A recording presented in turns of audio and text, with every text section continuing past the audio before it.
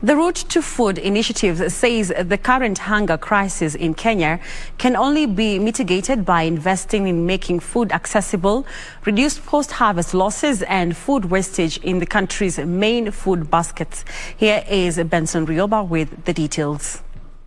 In this year's 3.3 trillion shillings budget, agriculture was allocated 47 billion shillings, which is 13 billion shillings less from the budgetary allocations for the current financial year. Players in the agriculture sector are faulting the government for not adhering to the Malabo declaration that requires signatory countries to allocate at least 10% of their national budgets to agriculture, noting that this would enhance food security and reduce food prices. The issues with, of course, imports that come from, countries that have been affected by the Russia-Ukraine conflict. It's, that should be awareness enough that we have to invest in our own food. When you're not able to buy food and you have a small farm, you are supposed to take it into your mind very quickly that now it's time for me to start producing my own food.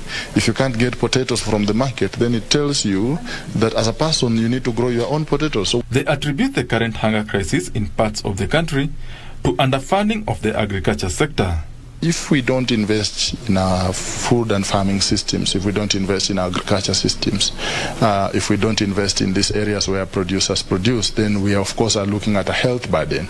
And after the health burden, we are looking at an economic burden. They want the Ministry of Agriculture to allocate large amounts of the budget to strengthening the food systems and accessibility through proper linkages between farmers and consumers. We wish that we get good infrastructures to ensure that food from farm can reach a consumer as in the state that is fit for consumption.